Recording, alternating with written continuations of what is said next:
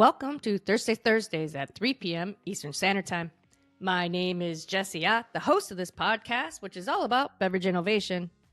I talk with innovation pioneers from agriculture to glass. Thank you for listening, and be sure to subscribe to be notified of all new episodes. Hello, everybody, and welcome to Thursdays. My name is Jesse Ott, and I have Lawrence Bremer here, founder of Buena Vida. Welcome, Lawrence. How are you? Thank you, Jesse, so much for having me. This is our first podcast as a brand. Really great to be here. So thank you so much. Yay! I love that I'm your first stop. That's what I want. Yep. The word is out. Totally. I love that. Where are you calling from? So I'm based in New York, just in the suburbs right outside the city. And our company is based in Manhattan. Okay. Where I used to live in Queens, right off 46th Street. Okay. So yeah, so basically I'm off Park Ave in Manhattan. Okay. So you're not in a suburb. Well, the company is. I live in Westchester. So that's Okay, about Westchester. it's about a 40-minute drive, 40 minutes north of the city. Okay, gotcha. Yeah. I worked with a chef that ended up opening a restaurant up there. We went and visited him once. Okay. Yeah, there's really good food. A lot of people will take the Metro North from the city if they're wanting to try something new. They'll hop on the train, and usually you can get to the off the Hudson River. There's a lot of great places, and they can, hop on the Metro North and get out into Westchester for some food. Yeah, nice. That's awesome. Yeah. Very cool. So is that where you're from? I grew up in Westchester. Yeah, I grew up in Westchester. Went to school at Quinnipiac University, which is in Connecticut. Did international business there for 4 years. Got into the nonprofit world after that and volunteered for a few years out in San Diego. And then did a 180 and started to work for a hedge fund in Connecticut after the nonprofit stuff. What did you do for them? Sales and marketing. It's called Bridgewater. It's the largest one in the world, and they work with institutional investors, so really big pools of capital. And so I was on the sales team there for a couple of years, and then hopped over to a tech company and had been there for 9 years prior to launching Buena Vida, sort of in the technology supply chain space, helping companies move product around the world, and was also in a sales role there for a number of years. And then, recently launched Buena Vida and am now full-time on the wine brand. What kind of transportation? Anything?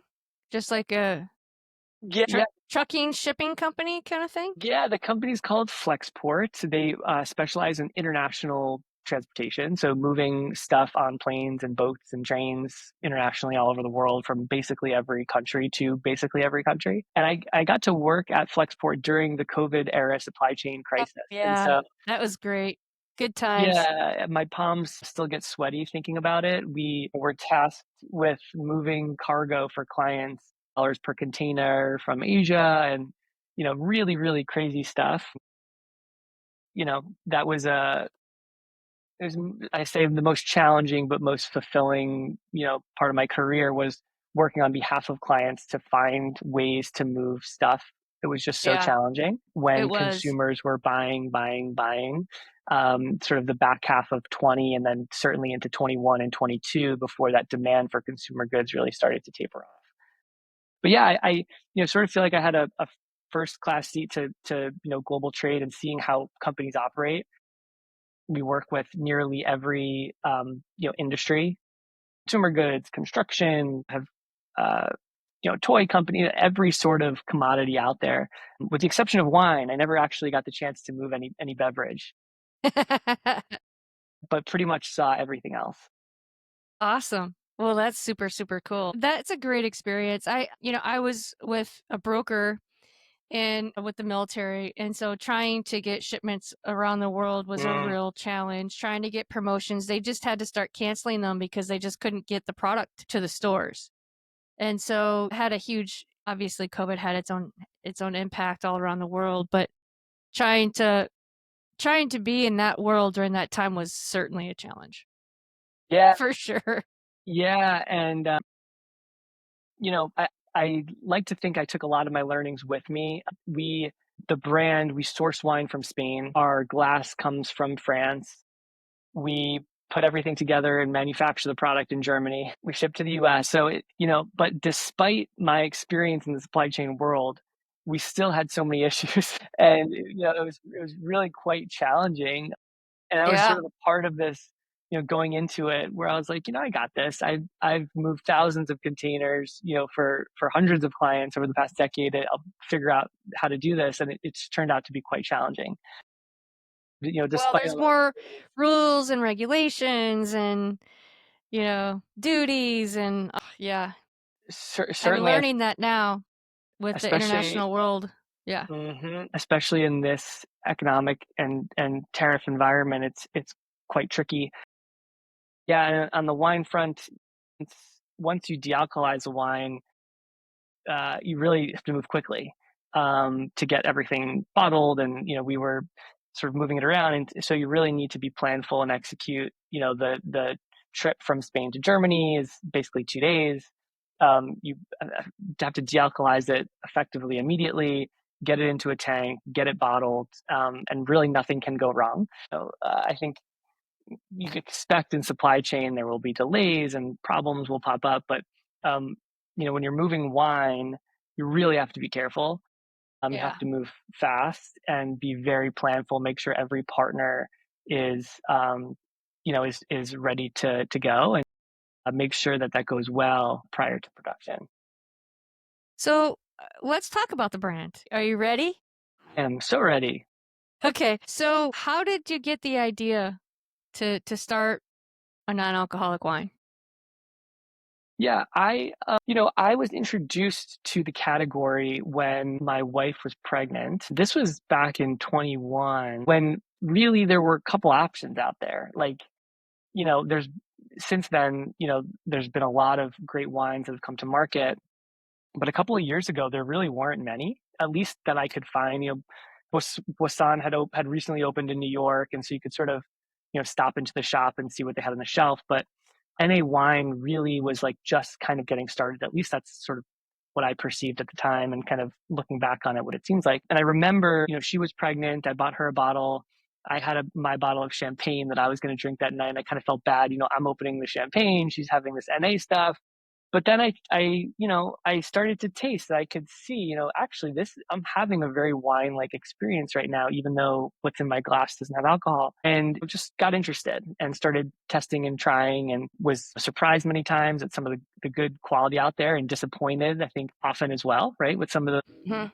the options there, but just got interested in it. And I've been a wine enthusiast. I've collected and as a wine consumer over the years, I've always been interested in wine and trying wines, but just started to notice a change in the way that I was consuming. I think probably I overconsumed during COVID, Yeah. Like and mini. like many, and just started noticing changes in my life. I think probably as I got older, the kids, just started to change the way in which I was consuming, and got really excited about what I was seeing in the NA category, and also learned about new technology that was coming to market. And I think that's really the thing that got me most excited, was learning and hearing that there is some new technology coming that is going to really change the game. And that's what I found through Solos, which is what we're using to dealcoholize. And you can really create phenomenal wines now that have a lot of wine-like character and expression, can almost be a one-to-one replacement with an alcoholic wine. And that got me really excited. And I said, I've got I've got to find a way to build a really cool brand that people can get behind and get excited about, that will also deliver really quality product. And that's when I set out to uh, build a brand. Took about 2 years from when we sort What's your of. first step? What do you do? Oh man, it was calling around in Germany, like to various groups that I heard could dealcoholize a wine. It was messaging people on LinkedIn who I thought had some experience in dealcoholization, and figuring out, hey, can I talk to you? Like, it was really just information gathering for probably 3 or 4 months. And then someone had given me the tip to go to Pro Wine in Mm-hmm. Germany, in Dusseldorf, the world's largest wine fair. It's great. It is great. There I got to, try 100 different NA wines and had set up some meetings with potential suppliers. And then I walked the floor looking for our base wine. And there's no better place to be No than better. at that trade show, at that Yeah. fair, to quite literally have the opportunity to taste thousands, not that you'd have the time for it, but you could, thousands of wines from all over the world, essentially every country that's, wine producing country is at that show. And so I spent 2 days just tasting hundreds and hundreds of wines that I thought could potentially make for a really interesting dealcoholized wine. And, we went to Italy, we went to France. Ultimately, we landed in Spain, where found some really great producers, one in particular that we're now partnered with, and really loved their Chardonnay, which is the one that we ultimately decided to go with after rounds and rounds of benchtop sampling and What was figuring it out. about that Chardonnay? I mean, did you know that you wanted to make a Chardonnay, or did you come to Dusseldorf with sort of an open mind? Totally open mind, totally open mind. I wasn't set on Chardonnay. I was certain that we'd start with a sparkling wine. And I think naturally, like Chardonnay will come to mind for that reason. So I certainly thought Chardonnay would be a contender, but no, we didn't have yet, in mind particularly, and was open. We had a Verdejo that was great, and a I few love others. Verdejo. Yeah, yeah. Yeah, I think Verdejo would make for an awesome, bubbly, dealcoholized wine, but we ended up going with Chardonnay to sort of fit the profile that I thought would be best. And yeah, that was such a cool experience because, you're in the middle of, like, when you're at that wine fair, you have access to, so many producers, and you just get to taste and try. And Mhm. it was almost overwhelming because there was so much that I liked, and sort of where do you go? And and then following that, there's a lot of testing, right? So a lot of sampling the different wines and figuring out which ones are winners and losers. And, we went through that, and that in and of itself probably took 3 or 4 months to be doing the samples in Germany, waiting for them to get shipped, giving the feedback, and sort of iterating on that stuff. Yeah, because if you're having to pick a wine, you pick Spain when the process is done in Germany. So I guess you shipped test wine to Germany. They did the process, and then they bottled it, and then shipped it over. Exactly. Yeah. So the machinery is massive. So they have a benchtop way of doing that where you're able to send 10 liters of wine, and they can run it through, and basically you'll get something very similar to what it would taste like once you did a full production run. But yes, it was shipping them lots of different samples, waiting for it to be processed and then shipped back to us for us to taste. Which we were also the first US brand to be doing this with them. And so there really wasn't like a playbook of like, how do we do this efficiently? I think I probably would have done a couple things different in terms of like order of operations. But we were they weren't quite even ready to work with a US brand. And so there was a little bit of that. But I'm happy that we sort of went through that, some of that friction, because we ended up with something that I think is great. But it was just, yeah, it was a little challenging working internationally, and kind of going back and forth on that. And so, what about the name? Talk about the name and the branding and in the story. Yeah, so I work with a really great agency here in New York called Forge to figure out where our positioning was going to be and what our branding and design was going to look like. And in retrospect, I'm really happy I worked with this group, which I think we came out with an awesome, really awesome brand and really great packaging. We're getting really good feedback from the market on the packaging. They had no non-alc experience and hadn't really had any wine experience. And I think that was uh, great because it sort of all forced us to like do like really deep discovery and sort of have no assumptions about the category. And they were new to the category. It's important when you're coming up with a new product and a new brand to um, obviously be thinking differently, right? You want to stand out on shelf, you want to stand out in the market. And so, yeah, it was a really interesting experience. My first creative process, I had never done through anything like this. Put basically, all of my trust in saying, hey, I'm going to share my thoughts and POV on the category and where I think, we can be different, and where I think we can find an angle, but then really took their lead on that. And so that was a 6 or 8 month process, just getting to sort of a final result there. We went with a sort of a bottle that was shaped with, it kind of has a conical shape to it, presented all sorts of issues for our label. Like, there were tons and tons of, our neck label wasn't sticking properly, just all sorts of, everyone I'm sure goes through that to some extent. We certainly did as well. But yeah, the name Saint Buena Vida, we're leaning into this idea of the good life and um, indulgence, and sort of took a lot of inspiration from European coastal summers, sipping this great wine on the water during lunchtime. And what does that mean? And what does that feel like? And what does that represent? And what can that mean for someone on a Tuesday afternoon at 6 o'clock that's maybe just wrapping up their day, but wants to pop a bottle and have something to kind of denote the end of their day and take a deep breath and cook a great meal and have a wonderful night. And so there's just the idea of like, what does it mean to live the good life and the good moments? And so that's where we came up with Buena Vida. And then I'd say, Saint Buena Vida, we took some inspiration from like the monks, right? Who were doing winemaking hundreds of years ago. And Spain has such an interesting history with wine. I think that history can sometimes be forgotten, and like it's kind of cool to bring some of that back. And so you'll see some of those icons in our branding, like the praying hands and things like that. And yeah, that's like sort of the short story there, but that's like by and large how we came up with the name and some of the early design concepts. Very cool. And so, how can people buy it? Yeah, so right now we are in a handful, 25 or so stores. We're online at saintbuenavida.com. We're launching formally. So we've soft launched in January. We're launching formally on May 28th. By the time this episode comes out, we'll have been launched, and we'll be available online and pushing, pedal to the metal in terms of getting into retail shops across the country. We have a couple things in the works, the retail side, that are unconfirmed, pending. Right. But right now, the easiest way for folks to grab us would be at their local favorite non-alc bottle shop or online at St. Buenavida. And that's ST for Saint, right? stbuenavida.com. Exactly. Yeah. Nice. I like it. That's really, really, really cool. So talk a little bit about the logo and, the bottle. I know you kind of mentioned a little bit about the bottle, but I can kind of see the theme now. So I have some ideas, but I'd like for you to explain, like, because people in the audience haven't, that are listening, they haven't seen the bottle yet.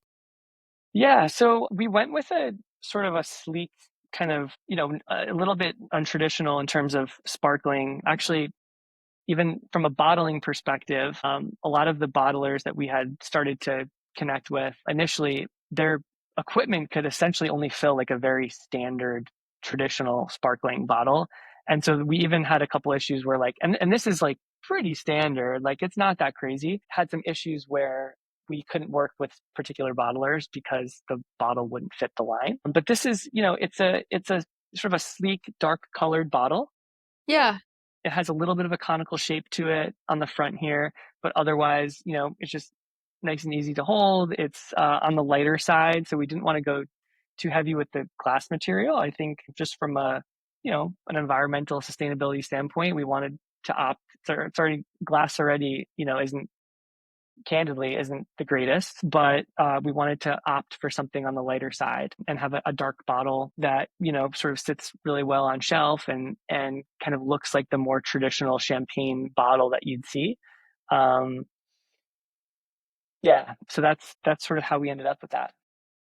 And what about the logo? The logo, yeah, yeah, my niche at Forge is a really talented artist. We went through probably 5 or 6 different iterations on the logo. We wanted to have something that looked a little bit more old world. I think there's a lot of great brands today that, in the wine category that are a bit more modern, but we sort of wanted to have a little bit more of an old world feel um, to the logo, the bottle, the different icons that we're using on the label. And so that was basically our designer coming up with something that we thought really represented that look and feel.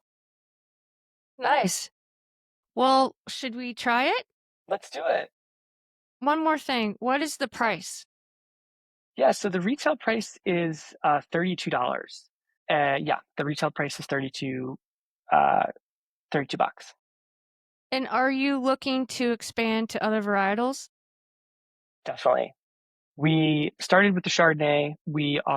Next will be likely a sparkling rosé, also sourced from Spain, and then a couple of still wines. So a still white and a still rosé. I'm not convinced, yeah, on the red wine side, we're going to pause, right now. I think for us, it's really about sparkling, and then eventually the still wines, the still Is white. that because of the production of it, the process? Yeah, yeah, the bubbles, in a sparkling one, the bubbles really help from the mouthfeel and body perspective. We don't add much sugar, but a little bit of that sugar will help some of those flavors come out as well. Obviously, when you remove the alcohol from a wine, in many ways you're removing the backbone of that wine, and so it's important to make sure that you still have something in place. And thankfully, with Solos, the new aroma capture technology that we're using and that many other brands will soon have an opportunity to use, especially as Solos moves to the U.S., which they are in the process of doing now. That equipment is being set up here in the U.S. What we're going to end up with is a lot of really wine-like NA wines. Which is great. Many people will tell, folks who've been tasting for the past couple of years will say that, I don't know, maybe 70 or 80% of what's out there just doesn't get the job done. And I think that with these technological advances in aroma capture, being able to take that alcohol distillate after dealcoholization, get back in there, take those aromas and get them back into the wine, it's going to raise the quality across the board. So U.S. brands will now be able to leverage Solos, which I'm shouting it from the rooftops because I just think that the more quality NA wine out there, the better. Yeah. On premise, restaurants will be more interested and likely to want to bring it on the menu.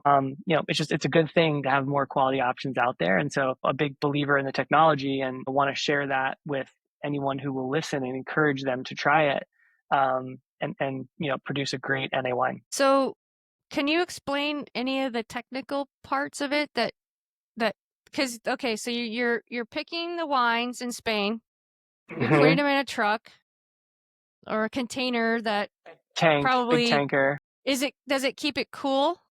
Yeah, yeah. So you Yep. got to have a cool Gotta be, so that's it's gotta be totally full because you don't want any extra oxygen in there. So it's got to be oxygen. totally full. It's got to be cold, so they keep it cold. And then the transit from Spain to Germany is just 2 days. So it's not like it's in there for Yeah. very long. But the key is to make sure that it's full and it's at a good temp. And then, Now, of is this course, just juice or is there any lees or any other material? it's a finished wine. So this is a Okay. finished wine. The winery that we partner with in Spain sells this Chardonnay as is in a bottle, right? So we're just basically very lucky to be purchasing what they're willing to sell us, but it's a finished Chardonnay ready to go. Yeah. Ready to go. Okay. And so it gets into Germany, it goes to this manufacturer or Well, another winery. Solos. Yeah. It's a winery. It's Okay. another winery. Yeah. And that winery is using Solos. And so, yeah, they'll accept the wine, they'll unload, get it into a tank, get it through dealcoholization quickly. They'll run that Well, aroma capture process. do you know how they remove the alcohol? Yeah. So the first part, and I'm not a winemaker. That's okay. So the first part is via vacuum distillation, which has been around for a very long time. Vacuum distillation is sort of the standard dealcoholization process out there. So it goes through vacuum distillation. That isn't particularly unique to the technology. That's just vacuum distillation. It's how you can remove alcohol from a liquid. Once that's over, you're then left with an alcohol distillate that happens to have a lot of really important aroma compounds in it because those compounds look very similar to the alcohol. So when you strip out the alcohol, those compounds go with it, which is why up until today, when you dealcoholize a wine, you're often left with like wine water, right? Because so much of that flavor aroma Structure. has gone with the alcohol. So now with this secondary aroma capture process, you're then able to go back in and focus on that distillate that has now been taken out of the wine. That's where you can identify the good aromas, the aromas that you want to get back into it. And that secondary process is really the key. And that's when you can identify those aromas, add them back into the wine, and you're left with a wine that has the really amazing wine-like aroma that you cannot replicate through juices and concentrates and stuff, natural flavors. Like, it's fine to use, we can use that, fine. But I just don't think there's anything that you can use to replicate that true wine like Yeah. aroma that only wine can give you. And so the beauty of it is you really don't have to add much back to this wine. We add a little bit of grape must for sugar, but you don't have to add, really anything back into the wine to have a beautiful wine that's ready to go, full of flavor, good acidity, in balance. Um, that's what the result is through this new technology. That's really cool. And it has no calories, right? Since there's no alcohol, there's no calories. Zero calorie. No, let's see. So we're at 30 per serving. That's low. That's great. Yeah, I mean, it turns out that, yeah, the alcohol does have quite a bit. Yeah, that's really where the calories live. So when you strip it out, you're left with, yeah, for in our case, about 30 per serving. Yeah, because usually it's around 80. Yeah, or more. Yeah, it's depending on the sweetness. But yeah, I guess that's another benefit, is just the low calorie count. Yeah, which is so important to so many. Totally. With Yeah, keto and I was kind of surprised. I mean, I'm not the type of person, well, at least when it comes to this, when I pick up a bottle and I immediately look at the calories, but a lot of people are. Mhm. And I've sort of heard anecdotally that, like, you kind of want to be like 20, 30, 40 calories. If you get like kind of above that, people kind of the people who are looking, will kind of opt for something, maybe a different option. Really? I didn't hear that before. Yeah, if that's, what they're concerned about, Right. they know that there's lower calorie options available to them, they might grab a different bottle. Interesting. Well, should we go for the tasting? Yes, let's do it. I've got my bottle on ice over here, so I gotta wipe it down. Okay, very good. Had my Wet. bottle has not been chilled. Was chilled before. That sounded good. So here's the bottle back. So you can see the 30 calories. Very cool. It's a very good looking bottle. So did you come up with the colors or did the agency of the logo?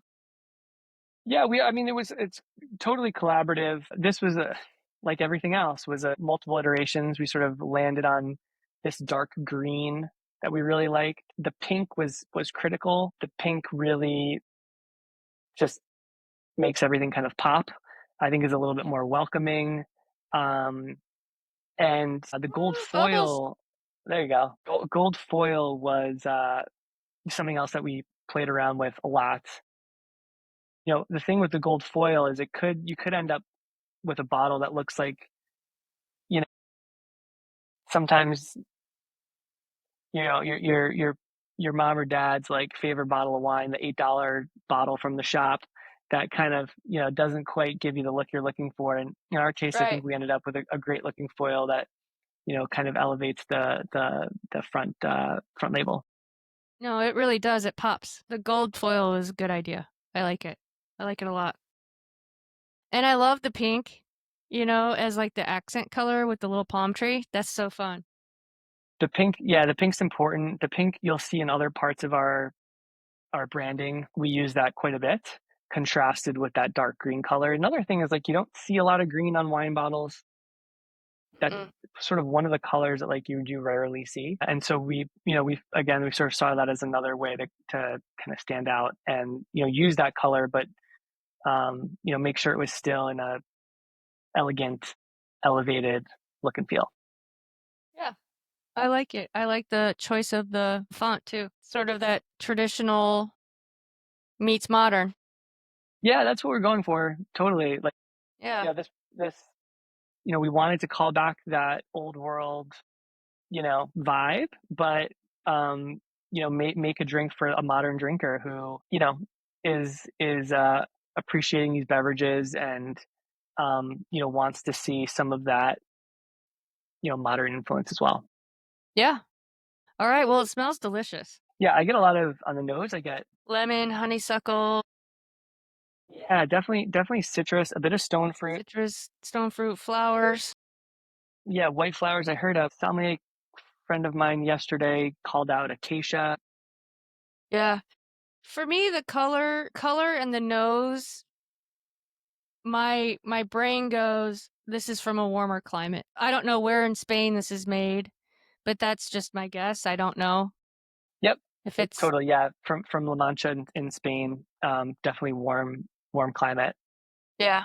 Yeah, the apple is a little bit the apple and pear a little bit more on the Yeah. riper side. That stone Mhm. fruit, Yep. you kind of get like a peachy, like a ripe peach, Yeah. and All right, then let's some try of it. the citrus and the white flowers. Yep. Look at all these bubbles. It's great. Yeah, that's really good. It does have a little sweetness, on the palate at the kind of sticks with you. But it's crisp, it's clean, it's got a great mouthfeel to it. I mean, it's got this great finish because I can still feel it in my mouth, like literally all over. It's not like it just dissolves or goes away. It's really nice. Yeah, yeah, that's spot on. I'm glad you love it. Yeah, we had it's tiny little bit of acid. Acid's really important. You can lose some of that Mm-hmm. in the dealcoholization as well. But to get that wine into balance, yeah, there's some good acidity here. I There still is get it. I'm some. still feeling Yep. it. Little tart. Yeah, and on the sugar, like any good sparkling wine will have some sweetness. We sort of went kind of in the middle. We ended up, I think I want to say we're at around 7 grams, which is sort of middle of the road. Wanted it to be approachable, kind of dry, on the drier side, but give a little bit of that sweetness, that bite, and that yeah, that's where we landed on the sugar. Nice.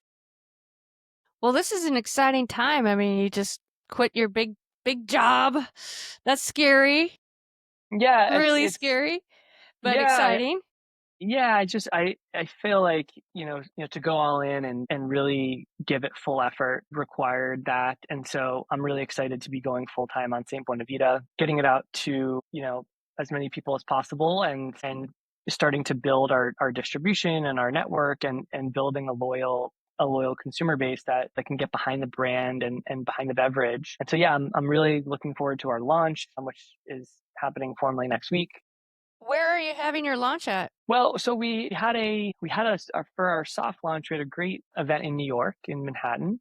That was back in January, and that was really to get some folks from the press and some people in hospitality space in New York together to taste and try and sort of announce kind of what the early plans are. We're actually not having a formal event next week. It'll be more so announcements in the digital world.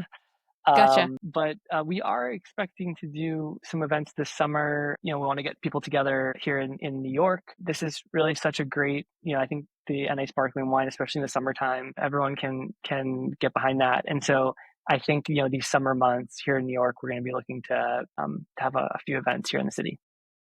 Good. So, what is your distribution plan? Are you going to go with the traditional distribution of wine and spirit distributors? Yeah. So, well, in New York, no, because right now that's not possible with the current setup where traditional wine and liquor distributors can really carry NA products in earnest. I want to say there's about 15 or so states where that's the case. Yeah, we are starting to have conversations with a few regional distributors where, we're hoping to get, sort of see some early momentum with a few of the regional distributors, but we're going state by state. We're seeing where the opportunities are. There's a really amazing network of non-alcoholic bottle shops, which is where we sort of, want to find our first customers. So we're in about 25 of those, and there's probably another 50 or 100 for us to get placements with. So that's like a really just for any NA brand that's just coming to market, just like such a wonderful way to get in front of consumers who are looking for this stuff, to get feedback, to see how the market is perceiving the product. And so I'm a huge fan of the small bottle shop that is folks that are experts in the space and can really identify the great products and kind of separate them from the rest. And so certainly focusing on them. And then on-prem's big for us as well. So I'm very lucky to be here in New York where just so many amazing restaurants that have fantastic, sophisticated zero proof menus or sections of the menu. And so we're going to be really focused on prem and making sure that we're introducing the wine to as many folks as we can on the on prem side. That's a big focus for this summer. Did you Before you had your final product, did you take samples out to the trade and have bartenders, sommeliers try it and get feedback on what they thought Yeah, would, to kind of get them involved in the process? yes and no, a little bit. What's really challenging about the process is you can only do the benchtop samples where you really have very little liquid. Like you can't do like if you do a full run, you have to have 10,000 liters or so. So when you do the benchtop samples, you just have a few. Yeah. So you can get in. Obviously, once you open it, it's it's just doesn't it's not good for very long. And so I did have was able to bring out a few bottles here and there, but wasn't able to like go out to 50 contacts and have Right. everyone taste it. It was more basically friends who I know in the industry who I could get it in front of, and a couple of folks who I'd met along the way. But that is something that I wish maybe I had done differently, was like think about a way to just get it out to more people early and just get all of that feedback as much as of it as possible. Well, Um, you can still do that now and refine it, even with the bottles you have. You can always evolve if that's what needs to happen. totally. Yep, absolutely. I mean, yep, 100%. And I think that for our next production run will certainly be we'll make that a bigger part of how we sort of finalize and adjust our final wine before we go to produce the big 10-20,000 liter run. So, and how is it being received? Have you given the bottles of this to some of those sommeliers in the trade, and what's the It, feedback so far?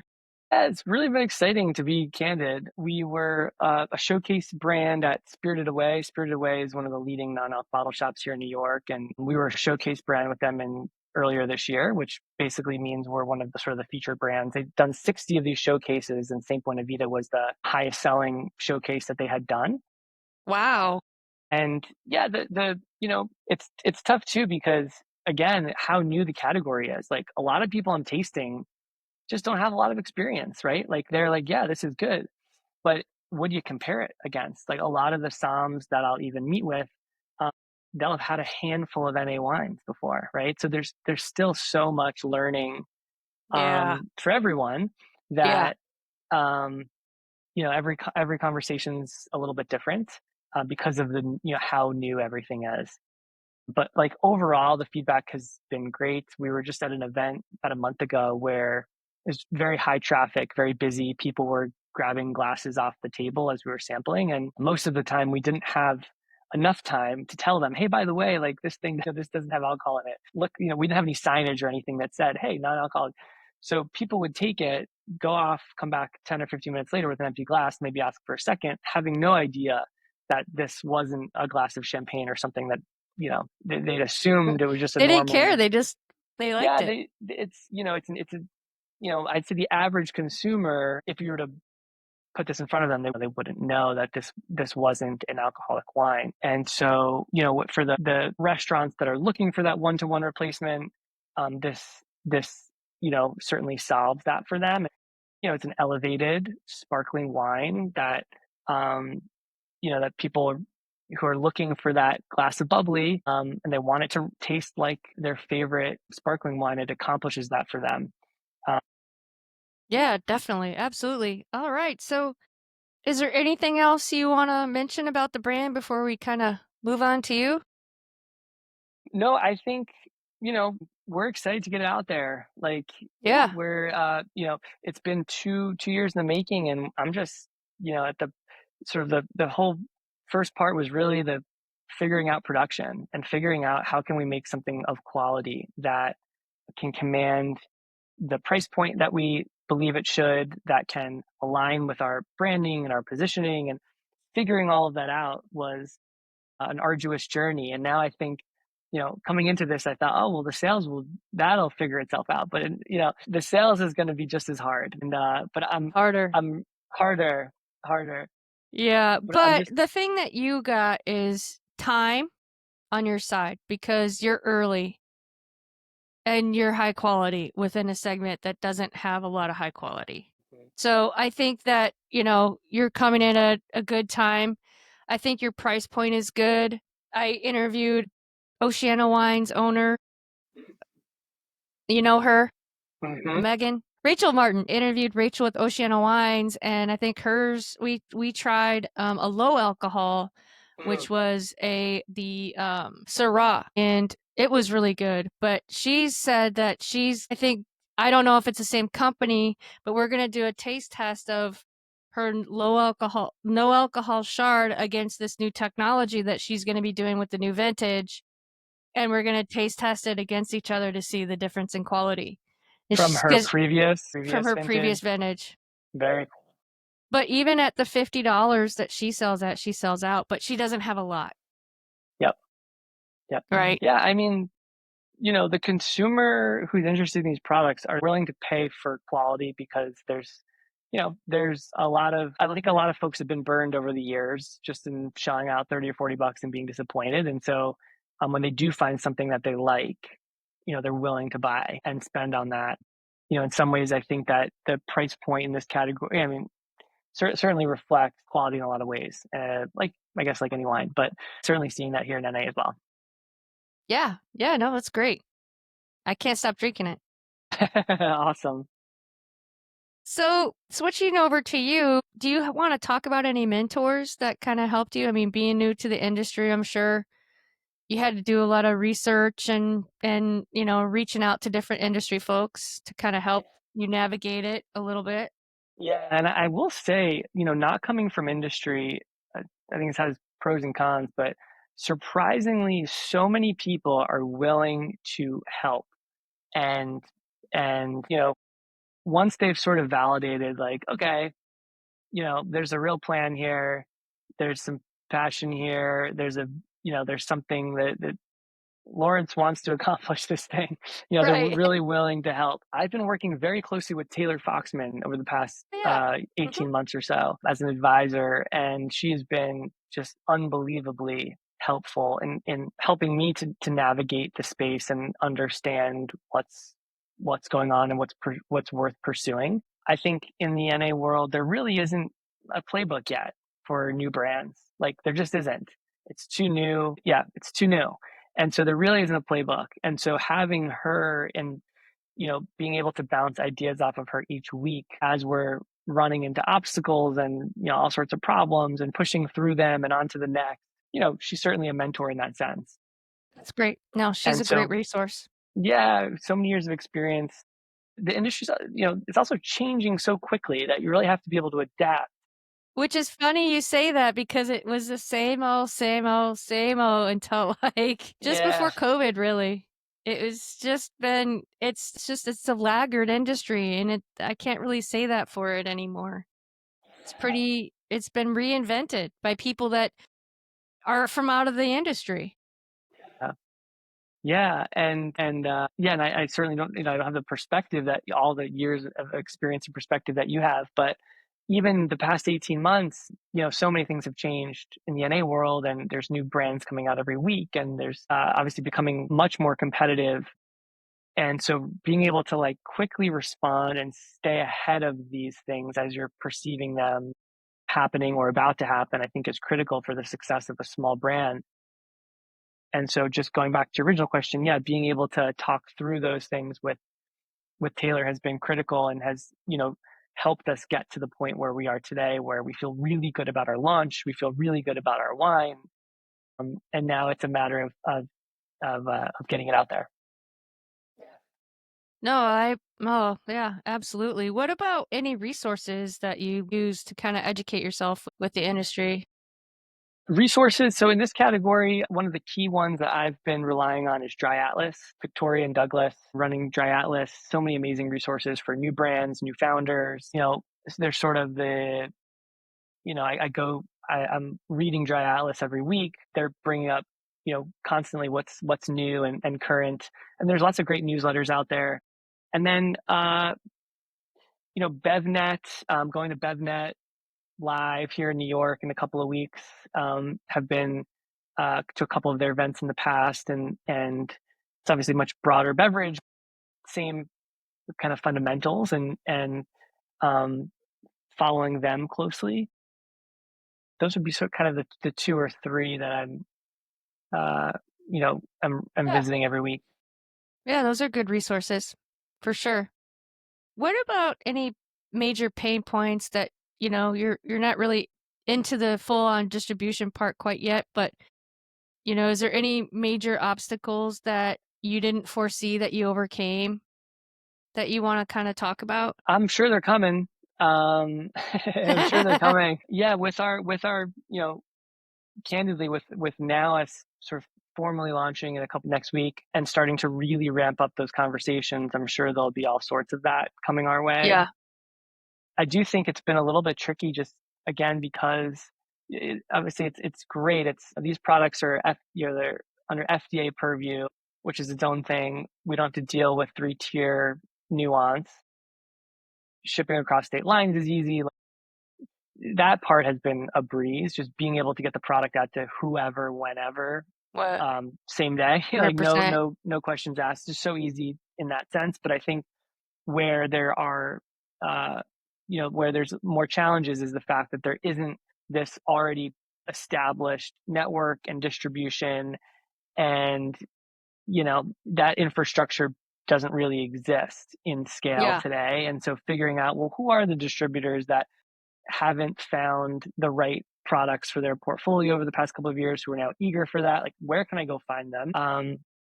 Where are the cities that are really embracing NA products right now? I'd say it's could be hit or miss, right? Depending on, I think there's certainly some geos in the U.S. right now that are really embracing it, and others are a bit slower, maybe 3, 4, 5 years behind.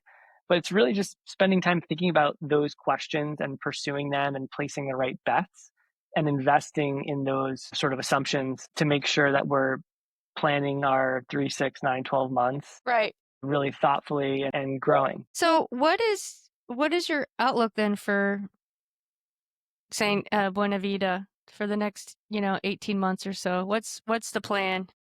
Yeah, I've tried to project that far out. I just don't think it's possible right now It is because hard.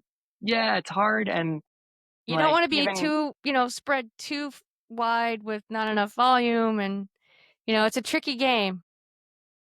and even if you'd asked me that same question 3 months ago, like for today, like things, it's very it's just moving quickly. And so for us, I think we're just keeping a really open mind to the different types of partnerships that exist, the different distribution opportunities that might exist, the occasions in which these drinks are going to be enjoyed. I think the use cases are like that list is growing. Even recently, like getting hit up constantly by the wellness community and the, spas and different, wellness resorts. Like there's so many places for these products to live and to be enjoyed that, um, we want to, obviously be a part of all of that and pursue those thoughtfully. But yeah, to answer your question, I have no idea in 18 months. I'd love to say that we have a couple of really great distribution partners. Where we're seeing some retail in volume, and we have our 100 or 200 on-prem accounts. That are It's a lot. yeah. I mean, those are some sort of general targets, but that's Yeah. sort of what I That's hope good. that we can accomplish in the next 18 months. Yeah, well, I think you've got momentum. Florida is behind. I mean, most bars or restaurants here don't even have a cocktail menu, right? But you go to Dallas, and everywhere we went when we were back, everybody had an NA section or NAs on the menu. In Dallas. Like it's normalized. Mm. So, go to the markets where they're embracing it. I'm not saying that Orlando isn't embracing it to some degree. We've got the Et Hotel here, which is 100% alcohol free, but it's a high-end cocktail chef-driven concept. And then I interviewed a bartender and the owner of another concept, but I guess they're not there anymore. And they had a bottle shop, so he was kind of an actor, so he'd come and do fun stuff. But the idea was you had like 5 or 6 tables, you had a drink, buy your alcohol free booze, whatever, and then go on your way. And Mm. you had to make a reservation to get in. Yeah. because there's only a few Yeah. seats. Yeah. It Yeah. is Yeah. pretty cool concept. So I think, do your research, talk to the AFNA community, those guys I'm sure have lots of resources on, the states and the markets and whatnot. And, it's kind of one of these things where you talked about earlier, all boats rise the tide Mm, together, right? yeah. I'm sure you have a great community of network of people. There's zero proof. There's just so many people that are very active out there that I'm sure have learned a lot already and can help you kind of lead you into the right direction. That's another thing I really appreciate is that so many brands I've been introduced to and have been able to be in contact with have that same mentality. So when that sort of momentum can work, those sorts of people can build that momentum together, you can really start to push a category and really start to grow it. And so that's another thing I've really been appreciative of in just the short amount of time that we've been in the market is sort of seeing that and feeling that from other brands. So I think it's pretty critical for a new category that's Yep. trying to get on the map. But they also have an event every year in DC that Mindful I Drinking think, Fest. Yep. yeah. So I mean, there's ways for you to get great exposure. Yes. Yes. And there's more of those. There's drinks with benefits is going to be the first one in New York happening here in the city on September 27th. 30 or 40 brands. There's going to be, I think Great. those are going to be popping up all across the country. Yeah, they Um, will be. and for the consumer, how cool of an opportunity is that to get to go and taste 30, 40 brands? Taste is such, and sampling and trialing different brands is such a key thing in this category that It these really is. types of venues, those events are going to be critical. And so we want to participate in all of those. Yeah. Well, and I don't think you should, not, I would use the 30 calories as a way to brand for sure, because Yeah. go to the keto communities, you know, go to those places, Yeah. I go don't to know those I don't know if this is communities where, keto certified. I haven't looked into that. well, What the, yeah, I'm just saying, but 30, yeah, yeah, 30 yeah. calories a glass, like you said, it's under the thresholds or at the threshold of somebody making a decision whether they're going to drink that or something else. So Yeah. I feel like you're hitting a lot of marks here, for a lot of Yeah. different groups Yeah. of people. Yeah, and we haven't really leaned into any of that in our messaging, just around sort of the nuts and bolts, like from the health, like the intake perspective. But I forget that really is oftentimes a key consideration for people, and so it certainly makes sense to figure out where we want to message that. My best friends are keto. Mm, So, and it's so funny because the different groups of people that come and visit, your consumption changes with them, right? And so when she's keto, when I talk about NA Bev, she's like, "Well, there's too much sugar in it." That I mean, that's just what she feels is out there because that's what she's tried or that's historically, what she's seen so far, right? And so now I can say, well, I have another option. And it's yeah. only 30 calories a glass. And yeah, and historically sugar, yeah, that's a big objection that you get from folks who maybe tried around and they just felt like there's a lot of sugar in their drinks. Yeah. But yeah, brands are certainly, I think, backing off of that, to some extent, and you're seeing some really interesting, dry, bitter, like flavor profiles that aren't just the sweet, sort of Yeah. juicy sweet Yeah, and maybe of it. that's your Brut Rosé. Maybe you decide to go a little bit drier on that because that's a hot category. I love Brut Rosé. Yeah, yeah, yeah. And, go even lower on the sugar. Nobody will, because if it fits or if it fits your, I'm not telling you what to do. I'm just saying that could be an option to, you have this one that's for this community and this one that you can go cross over a little bit more. It's just an idea. I just like Yeah, to of talk course. about it. I'm a visionary. I can't help it. It just Well, pops in my head. you'll be on our Brut Rosé tasting committees since we have it. Fantastic. Well, I do want to tell you that if you do have a new product coming out, you can come back on the show. We don't have to do the full interview. We can just do the tasting. Yeah, I'd love to do that. Let's Yeah, plan on it. Let's plan on it. It'll probably be early next year. that's fine. So we should That'll be great. Then we can catch up. We can see what's going on. be perfect. We'd love to do that. All right. Well, this has been so much fun. Thank you for sending me the bottles. I've got one Thank you right. for having me. there. Do you see it? Off screen slightly, but maybe might just be my Must be. ratio of what I Do can you see see. this But guy? what is that? Yeah, I can see him. Yeah, yeah, Grogu? yeah. Yes, yes, yes. I move him around in the background. And so I'm gonna create like a funny video where there's like for people to find For Grogu. each Where is episode. Grogu? Yeah, Yeah, yeah. I love that. It'll be fun. It'll be really fun. Well, do you want to play a little game? Sure. It's a little fun game. Okay. So I'm gonna ask you 3 questions. I don't even know what they are yet. Okay. And because it's a beverage show, sometimes I have to throw in a beverage question. Just don't overthink it, just whatever pops in your head. If you were a cocktail, what would you be? A Negroni Spagliano, the low ABV version. Okay. What is We had it at our launch event. So it was Campari Vermouth and Saint Buena Vida. And it was it was like a low ABV Negroni Spagliano, which sounds good. it was delicious. It was absolutely delicious, and I've been thinking about it ever since. Why does that represent me? It doesn't really. I've just been thinking a lot about it. And that's the first thing Yeah. that popped into my head. It made a big impact on you. Yes. That's great. Yes, it did. Yeah, and I think it's cool too, like this idea of like the sliding scale of alcohol in a drink. It's you know, this was sort of a low AB version because it had the Campari and the vermouth, obviously very low amounts, but then it also had the Saint BV, and it was just super tasty. And Lively. yeah, Little people loved bubbles. it. People loved it. Yeah.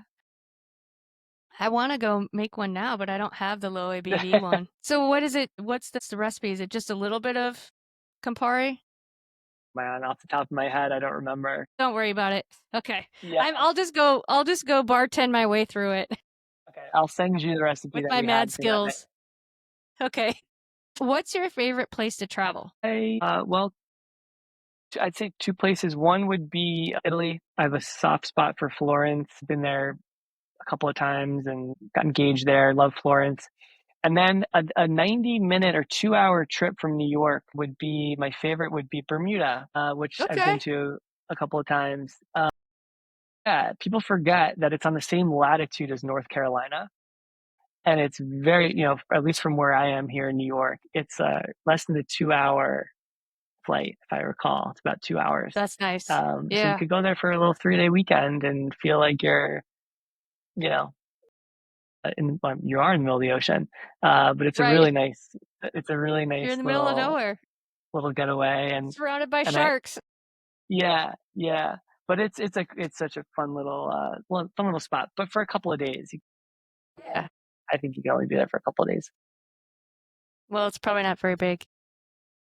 No. You can take a motor scooters and get across the whole island in a day. What is your favorite food? My favorite food is Or let me say this. What would be your last meal if you could pick it?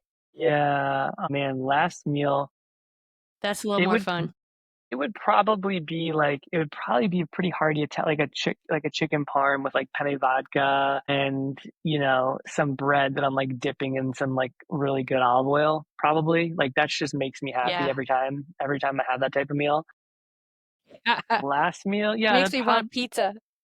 probably be my last meal. Yeah, maybe a slice of Neapolitan pizza on the side. Probably Yeah. You something want to like eat that. all of it. The Italian flavors. It's like that question: if you could only eat one thing every day for the rest of your life, what would it be? I don't know that I have the same answer for that, Mm, but for my last meal, probably.